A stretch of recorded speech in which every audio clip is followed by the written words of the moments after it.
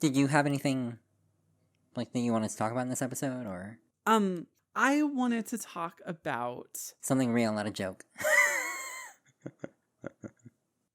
Listener, AJ thinks that he has my number, that he knows what is up at all times, and that he can just like call me out on it, on what is in his brain. And like that is just the reality of the situation. And it is sometimes very hurtful. That's all I have to say about that. Great. What do you have to say about the topic of the episode? What's the topic of the episode again? I don't know. Yes, you do. Please tell me.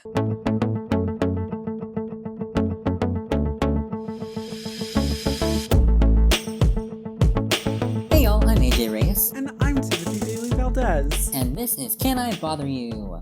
Welcome back, or welcome if it's your first time here. I guess I'll just start off by letting you know that last week was the Pride episode, and we are still here and we are still queer a week later. Because we happen to be queer all the time, not just during Pride Week. We can't turn it off. No, and I don't want to. No. I mean, all I can do is turn on men, so why would I want to turn this off? Ooh, you know what, that works two ways, because, like, I can, turn on men, or turn on men, you know? Wow, it's got layers. Anyway, we were going to do a second queer episode, it wasn't originally planned, and then, after we finished the first one, we couldn't help but think that there's just so much more that we wanted to say that we hadn't said. So, here we are, and like I said, it's also just proof that we are in fact queer all year round, and not just for Pride. So, it's gonna get gay up in here again, so...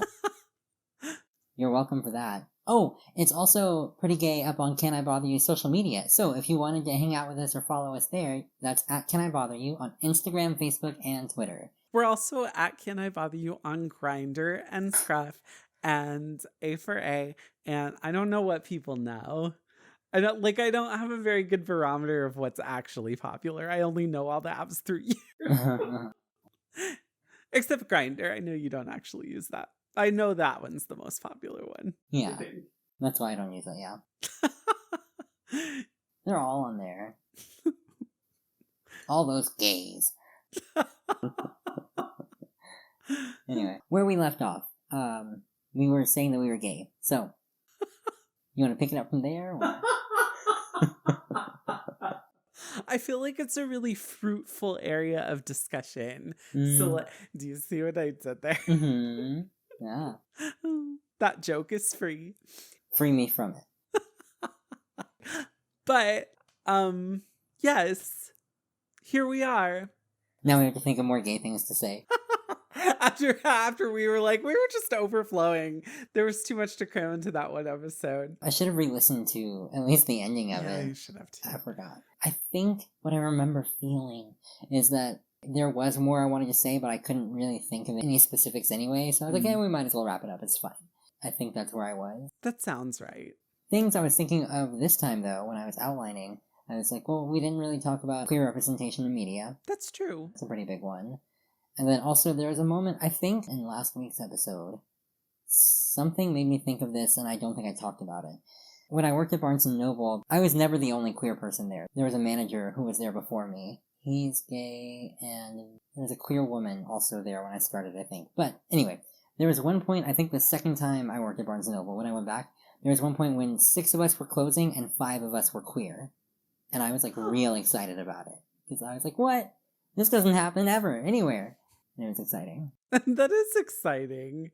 But yeah, no, I totally get that. Even if you're not talking about queer issues, even if it doesn't come up in conversation or anything, just being around other queer people, it hits different. Mm-hmm.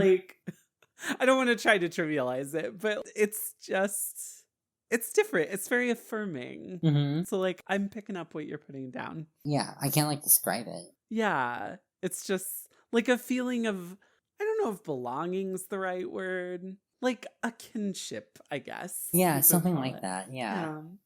Because, even if it's a person I don't care for very much, I'm still, if someone comes at you, I'm there. Yeah. I mean, I'm not gonna not. I don't think we've ever talked about this before, but This is going to sound weird now that I'm trying to put it into words.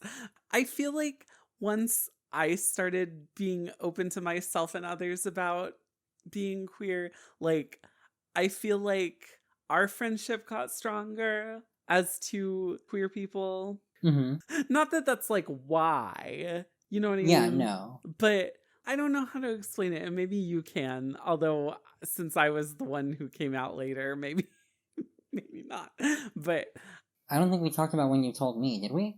In the last episode? I know we talked about when you told Emma and your parents. So Timothy told me at the party where he and I reconnected, which we've mentioned in a few episodes. But quick reminder, it was like 2009, and it was May, and it was a housewarming / maybe birthday party. Yeah, it was a housewarming / belated birthday party / end of the school year party. Okay. And that's also where I met the oft-mentioned Emma. But that is where Timothy came out to me. It was very late in the night. Most people had left. I think it was just us and 2 other people, one of those people being Emma. And that's when Timothy came out to me, and I was like, oh, good! Like, thank God you know. I was the last to know, really. Yeah. You were very drunk, and I was not about that. But sorry. I was like, well, whenever he's sober, I'm down to be his friend again. We hadn't really hung out for a few years, just because he was in college, and I was not in that college. I was off living my life in another thing, so, like, we didn't really cross paths too much. And Timothy and I, in case you don't remember, listener, have been friends since high school, and we've always been friends. That's a thing. We've always been friends. But yeah, we definitely wouldn't have gotten close if you had never learned this about yourself. Yeah. I wouldn't have been, yeah. This sounds so cheesy or whatever. Or not cheesy, but maybe just a little after school special. But like, I wasn't really living authentically, and I think that hindered a lot of my relationships with people, even people who weren't also in the community. And I mean, it is a lifelong journey for sure, but you know, when you're not fully being yourself. Oh, and that's why I said the thing about the lifelong journey, because I'm not saying that I'm like fully my actualized complete self now. Like I'm still getting there. Yeah. But yeah, once you can start to do that, it opens a whole lot of doors and windows and locks and books. I don't gates, refrigerators, cabinets, sesames. Open sesame. I'm trying to think of things that open. Lockets. Let's put a pin in this and come back later. Talking about how it's a lifelong journey, or whatever, however you phrased it, learning about yourself, and if you're a queer person, learning about your queerness and what it means to you and how you fit into it. I was thinking about when I was a teenager and sex was becoming more of a thing. Sex didn't get really popular until I became a teenager. Well, for you. People weren't really into it before I came along. But one of the biggest things for me was, and also it's funny because I'm sure I sound very over-sexualized on the podcast, and that's just because I have had plenty of fun, because there's nothing wrong with that. But also, if you're, hello listener, if you, I mean, I'm talking to you the whole time anyway, but I just want to make sure you know I'm addressing you. If you have been listening to the Can I Get You episodes, then you know that I've had a lot of interactions with other men's bodies. With their consent, of course. But it's the body that I was after. I don't really care. Like, well, that's another thing. Anyway. The point is, while I have had lots of sex in my lifetime, there have also been long periods of time where I don't have sex. So it's not like this has been constant since I've become sexually active. No, there are like years in between little, like, bursts of heat. And when I was a teenager and first learning about sex and just, gay people, I'm putting quotes, it's like the thing is, oh, well, it's 2 men, and everyone knows men love sex. So, of course, gay men just have sex like crazy, and that's all they want, and any of them will do it at any point with anyone at any given time. That's just like the thing that society taught me. And I was like, that can't be true. So I had to learn if it was true or not. I had to learn, is that real? Because that's what everything is trying to tell me is real, and I wouldn't know. I'm brand new here. So, unless I'm an old soul and I just, I'm always confused by that because I'm pretty sure I am an old soul. I'm just like really wise. So I think that I just like forgot, you know, the real things. And I just remember the like, you know, lessons of life. I don't know why that's funny. I'm sorry. I'm laughing at a joke I remembered. Okay. Good save. But yeah, you talk now. Oh, was that the end of that? Basically. Okay. I mean, did you go through that? Do you remember thinking anything like that? Not really. Mm. Because I just thought, well, you know, my sex drive is my sex drive. Mm. And That makes sense. You also learned it later. that's so, like, true. Yeah. Although I will say that there were times when and we've sort of touched on this in the past on some episode or another, but there were definitely times where I mistook loneliness or wanting to be wanted when I mistook that for my libido. Like I assumed that because I wanted those things, well, I didn't want loneliness, you know what I mean? Yeah. that meant that I was just like super horny and like love the way I pronounced that word. That was so sexy. Anyway. But yeah, there were definitely times when I did that. So I think that's like of a piece. I guess it's not the exact same thing that you're talking about, but I think it's similar. Yeah, it's like a layer. Yeah. So now, I mean, it's always been a thing for sure, but certainly in the past few years, I've seen an uptick in the number of people who are either in mostly open relationships is what I'm seeing the most. At least in the gay men community, I'm seeing open relationships more than like polyamory, but there is plenty of that too. But anyway, I feel like that I remember back in the day, before we knew better, I remember that was like shoved into the idea that gay men just want sex. And it's like, well, here's the proof. They just want to have sex with everyone. Oh. You know? Yeah. And it's like, I mean, I've never been in one of those relationships. And plenty of them, I'm sure, are about the sex. But whether they are or not, that doesn't mean that they, as people, are all about sex. Right. Like, I wish I could remember when I learned better, and I can't. I just can't. Yeah, I know what you mean. That was sort of a gradual, well, I don't know. It's all very complicated, but I think that was sort of a gradual realization for me too. It took me a long time to begin to understand non-monogamy. And I think part of that comes from growing up and not being taught that there's a distinction between ethical non-monogamy and cheating. Yeah, I've always thought that cheating is wrong, but I've never thought it was wrong for if everyone's involved and knows it's going on. I've always been like, oh, well, I mean, if everyone knows, then what does it matter to me? Yeah. I mean, like, if it's not hurting anyone because everyone knows and has agreed to it, then what does it matter? But I was also always like, oh, that's not for me, though. I want monogamy. And even now, I still would rather have monogamy, but I'm also more open to openness. But I think, as of right now, how it stands in a very hypothetical situation with no real people involved, I'm kind of like, if I started dating someone who was single, and then they wanted to open up our relationship, I don't think I'd be down for that. But I am willing to enter an already going relationship. I think I've talked about this in the podcast before, probably. And I'm not sure why that is, but that is. I can sort of understand it. Oh, I'm sorry. Were you going to say something No, funny? please talk. Yeah, no, it makes sense to me.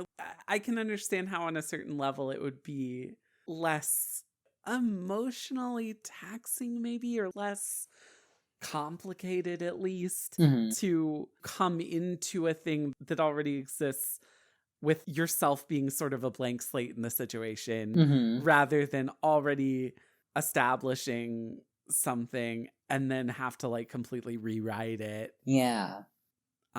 That's a lot of work, and I'm not about work. If a relationship's not easy, I'm out.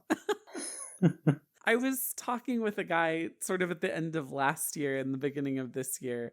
I think I may have very obliquely brought him up on the podcast if that didn't get cut. This would have been a long time ago, so my memory is very hazy. But I was talking to him, and he was the first person I ever really talked to on a dating app who is in an open relationship and who's polyamorous. And I mean, we were really talking. Like, I thought if it weren't for the pandemic, we probably would have met already. Mm-hmm. But I ended up sort of accidentally ghosting him. And I'd be totally down to talk to him again. I just kind of lost control of my life for a little while. Mm-hmm. That's still kind of ongoing. But I hope he doesn't think that I'm just completely giving up on him. But it's a little late now. It didn't have anything to do with him, really, or his partner or anything. And I don't know how open I am to non-monogamy anyway, but I would have been willing to at least, Try? Try might even be too strong a word for what I mean, which is like something before that, and then see if I am willing to try. You know what I mean? Explore? Like, yeah. Consider, I think, is probably... like get to know him better and like probably meet his partner and figure stuff out without necessarily entering into anything. Yeah. I don't know. Yeah, but I tend to think that monogamy is more for me. Within reason. I don't think it's ever really too late for anything. Like, obviously there are exceptions, like with everything in life. Sure. But overall, I don't really think it's too late for anything, and I feel like if you wanted to contact him again, and I'm all about honesty, unless lying is the better way to go. But otherwise, I'm all about honesty, so if you wanted to reach out to him and just be like, I was dealing with some stuff, and I'm in a better place than I was, and I'd love to talk to you again if you're open to that, you know? Yeah, I'm sure it couldn't hurt. And he was super nice. I shouldn't say was. He's still living his life. Right. But yeah, I think you should go for it again, unless if you did enter a relationship with both of them, unless you wanted to call it a throuple, in which case, run. Oh, no, yeah, that's a deal breaker for me. That's a gross word. It's throuple. Like, there are lots of words that already mean the same thing. You could call it a ménage à trois. You could call it a triad, which I've always liked. It sounds very like Greek mythology or something. Mm-hmm. Yeah. Yeah, there are already... A trio is nice. But yeah, no, I hate the word throuple. Yeah. If you are in a throuple and you like that term, good for you. Yes, I'm glad you found a word that works for you. That is wonderful. I still think it's gross, but I'm so happy you are happy. That's not gross. Happiness is gross. It's kind of gross. But I don't think your happiness is gross, listener. But I think the word you're using is gross, but that's okay. I'm allowed to think that and you're allowed to be happy. Yeah, get off our back. I was going to try to segue into media, and I can't get there. I'm trying to remember if there was a throuple in Will and Grace. I don't recall one. Okay. I don't think there was but one. I've only seen it all the way through once, and that was several years ago. Same. On both counts. I only saw it all the way through once before the new ones came out. The new episodes. Anyway, I was just trying to see if I could think of a throuple in media, and then I could segue, but I can't, so... this is the segue now. We're talking about queers in media now, so... So what you got? I'm trying to remember the first queer character I saw in media. Definitely the first queer coded characters I saw in media were in Disney movies. Of course. I'm rewatching Downton Abbey. Don't listen to this if you don't want Downton Abbey spoilers. Skip ahead like 30 seconds or something. But the show is like 6 years old. So I'm only in season 3 of my rewatch, and I think season 3, maybe the end of season 3 is where I stopped the first time when it was airing. But the only queer character, technically, the primary queer character that we see in Downton Abbey is Thomas, and he's the bad guy. It's him, and he is a hag, but I mean, it just bothered me that he was the only... I mean, it didn't then. I was young when the show first aired. I'm still young. But rewatching it now, I'm like, hey, that's rude. Look, we gave y'all representation. Yeah, the bad guy. We're more than just bad guys. And you know what? His hag isn't even a good hag. She does, like, not approve of his... I'm trying to think of, like, a period-appropriate word for it. His, eccentricity. What's the like, old-fashioned word? They would say someone is artistic. What am I trying to think of? I don't even remember, and I've definitely like heard them say a few different things. His proclivity, whatever you want to call it. But she's not like a supportive hag. Right? He's Brad and his friends are bad too. I thought you said he's Brad and his friends are bad too. He's Brad. He doesn't even deserve the name, Thomas. His name is Brad. God. Sorry for any Brads who might be out there listening. It's a perfectly fine name. I think we've mentioned this on the podcast before, but I don't want to like disparage queer media because there's so little of it. But also most of it's not very good. We deserve better. Well, yeah. Yeah, a lot of it is made on really low budgets. You don't need a big budget to write a good script, Timothy. No, I was and you know, you know, it's just that there's not a lot of there's not a lot of yeah, a lot of it's bad. Okay, great. I saw a movie recently, a freeform movie. It was a rom-com about two college guys, I guess. Because I was going to call it a teen movie, but they're in college. I mean, I guess if they're like freshmen or sophomores, they're teens. Anyway. Old teens. Old teens. Elder teens. Geriatric teens.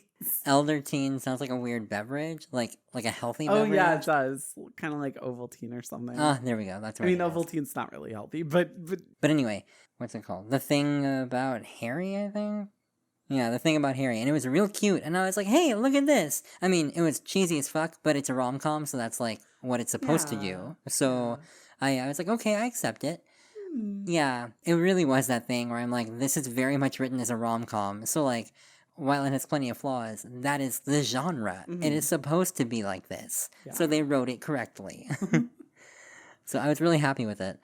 I think it came out a couple of years ago, maybe. Oh, and if anyone hasn't heard of GBF, it's a movie that came out in 2013, I think. And for some reason, I stumbled across something about it on the internet the other day. And someone was complaining about Love, Simon, which is a movie based on a book, but that also centers around a gay teenager. But someone was complaining that everyone was calling Love, Simon the first movie with a gay teen protagonist, and they're like, what about GBF? And I'm like, well, they're calling Love, Simon the first, like, big studio movie with a gay teen protagonist. So, I mean, like, they're not wrong. Yeah. Yeah. But they were just, like, really indignant, and I'm like, we have plenty of things to be upset about. This isn't one of them. Your feelings are valid. You're just wrong. Like, your feelings are valid. Your facts are off.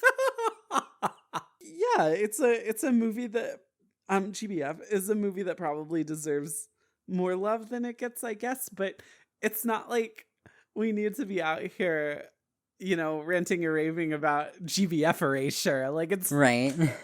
I don't think it's quite the milestone in gay cinema that this person wanted it to be. Right. or thought it was. Yeah, for sure. Erasure. Bi erasure is a real problem. That's true. Media. Oh, you know what? Can you think of any other? I've never seen Schitt's Creek. I don't know if you've seen it, listener. But I do know that there's a pansexual character on it, right? I don't think he uses a label. And in fact, he has a scene where he explains his sexuality to another character, and they're picking out wine. And basically he says, I care about the wine, not the label. Like, if wine is people. I'm doing no justice to this dialogue. It was very well crafted. But anyway. So, but yes, essentially, I think it's all part of the same problem. Bi erasure, pan erasure. It's all really the same thing. Agreed. And it's all bad. If you have any control over it, listener, don't do it. Oh, in case you're wondering what erasure means, it just means like it's not being acknowledged, like it doesn't exist, or worse, that they say it does not exist. It's not real. Bisexuality is not a thing. It is a thing, but people like to pretend it's not for some reason. Yes. Often characters who are coded or presented as bi or pan will end up sort of becoming tacitly either gay or straight. Like, eventually they'll choose a side. I'm using air quotes, you know, or or they'll die. Oh, God, yeah. Also, bi characters are often made evil too, which is the thing that needs to stop. Like, Or slutty, yeah. Well, or yeah, extremely slutty. Yeah. So that's not great or accurate. Speaking as a person who, depending on who is asking or the moment you catch me, identifies as bi. Yeah, I can definitely tell you that I'm a lot more choosy than that. So, you know, I'm very complex in my desires, in my loves, in my amorousnesses. AJ's nodding, but I don't know what the look on his face means. Well, you lost me at loves. I am sorry, AJ. I am sorry that I am human and that I love. Good, be sorry. Finally, a real reason for you to apologize. I'm re-listening to our old episodes, and so I just listened to, I don't know, the third or fourth one, and we talk about you saying sorry all the time, and just in general, people apologizing for things that don't actually need an apology. So, my remark felt topical to me, but I realized that no one else listened to that episode with me, so... It's always topical. I feel like there are a lot of us anxious apologizers out there who need to hear things like that. Like, shut up. Well, okay, not that, necessarily. But too harsh. I need to be told to shut up from time to time. I think you think that. Well, I do think that. And that's why I said it. So, my thoughts are valid, AJ. Aren't they? Right? Listener, if you could slide into the DMs and let Timothy know that his thoughts are valid, he would appreciate it. I would, but you really don't have to do that. It's okay. I was trying for a bit that didn't really land. And that is the kind of quality comedy that you can only find on Can I Bother You? I would have tried to help you, but I'm falling asleep so bad. I'm sorry. Oh my god. I need to learn how to take better care of myself, but that's not going to happen, so I need to learn how to fake it better. I'm here for you. Talking to the listener, not you, Tim.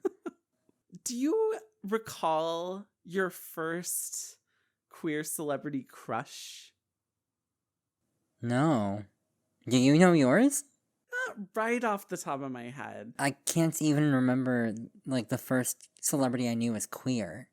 Oh, no, I'm sorry. I just meant, you know, we live in a heteronormative society. So, like, my first celebrity crush was a woman. Oh, the first crush I had on a man? Yeah. Oh, I don't know. I've always known that I like men. Right. So, like, I mean, I had one early on. Like, so I don't know who that was. Oh, you don't remember? No. I had a crush on Thomas J, but Timothy hasn't seen that movie yet, so. What movie? My Girl. Oh. No, I haven't. Is that on the list? It was one of the, like... Contenders? Yeah. Okay, cool. We have an episode coming y'all's way. We'll tell you more about it then. Do you know who played him? Oh, Macaulay Culkin. Oh, that's the boy in My Girl. Yes. Oh, that's funny. Did that movie come out before or after Home Alone? I think they came out, like, back-to-back, but I don't remember which came first. Okay, it looks like Home Alone was 1990, My Girl was 91. Oh, okay. I think that, looking back on it, mine might have been Leo DiCaprio, which is really, really cliche. And I'm kind of upset about it. But maybe if I thought harder, I would come up with someone else. But I mean, you're not alone. I know I'm not alone, Is that and the that's problem? what bothers me. Okay, got you. We know you're basic. You have said it on the podcast. I'm allowed to say it. So, going into something much more negative, because that's where I feel more comfortable, I think we need to talk about being hate crimed. Because that's where I'm comfortable, being hate crimed. That's when I feel the best. I feel at home. I think I'm going to go into something real serious by, like, wording it in sort of a funny way. Like, being hate crimed. It's a comedy podcast. No, we can that's talk about serious things, but it has to be funny. I got you. It's in our contract. Being hate crimed. I can't remember the last time it happened to me, but that's largely because I've been locked in my apartment for almost 2 years now. That's not true. It's been like a year and a half, but still, it's a long time. Yes, it has been a long time. But any chance you remember the last time you were hate crime? I guess it sort of depends on how we're defining the phrase. Let's just go for like any sort of I don't know what the word I want is because I'm not an English major, but anytime they were mean to you because you're gay. Okay. I'm trying to recall if I've spoken about it on the podcast before, and if so, if it got kept in the episode, whatever episode I might have talked about it on. But I was walking to work one day in the brief period between when I got hired at my current job and when the pandemic started 2 weeks later, and I started working from home. To further illustrate AJ's correct hypothesis that I'm basic, I had my Starbucks cup in my hand and I was walking, sashaying my way down the street, and as I do, and I came across this guy. Well, okay, I say I came across him. He just kind of walked up to me. He asked me, I can't remember exactly how the conversation went, but he asked me essentially for some change, but I thought he was asking for like a sip of my coffee. And I was like, you want some of my coffee? And he was like, no. I want to buy a coffee. And I was like, oh, well, I'm sorry, I don't have any cash. And he was like, oh, are you sure? And I was like, yeah, I'm really sorry, but I hope you have a nice day. And then the light changed, and so I started crossing the street, and I think I'm leaving something out here because it made more sense. Well, I won't say it made sense, but then so he yells after me, all you F slurs are the same, except obviously he said the word. And, he said a few other things. And then there was a person standing on the other side of the street where I crossed to. He looked obviously uncomfortable, and he clearly wanted to try to make me feel better. And he was like, oh, some people, right? And I was just kind of like, yeah. And I just kind of kept looking over my shoulder as I was walking away just to make sure that guy wasn't like following me, because he was still kind of yelling after me. I know this is like a very minor thing, and so I feel a little bad that it's the first thing that we're bringing up in this segment, but it was pretty scary. That doesn't sound minor then. Thanks. But yeah, that wasn't the worst thing that's ever happened to me in this arena, but it was the most recent. Yeah, I remember that story. If you've told it in an episode, I don't remember. But also, half the time nowadays, I feel like I can remember talking about pretty much everything I talk about now on an episode. Like, yeah. I'm like, I think I mentioned that sometime, didn't I? Am I making it up? And I really don't know. But I'm pretty sure in the religion episode, maybe, which I'll hear soon, I guess. I think it's early on in Can I Bother You's life, so I'll probably get to it soon. But I was in a church parking lot, and some white boys in some big-ass truck drove by and just called me a fag as they, rode by. But I might have mentioned that on the podcast already. So it's not exciting. It's not new to you guys. I know. Homophobes are so boring. They're so boring, though. And so unoriginal. My time before the time I just talked about was on the bus, and we were passing... Austin doesn't really have a gayborhood, but we do have a small section of a street downtown that's home to a number of gay bars. And so they have very prominent rainbow flags. And so the bus was passing those, and this random guy on the bus just looks out the window and he says, man, I'm so tired of all of this F-slur shit.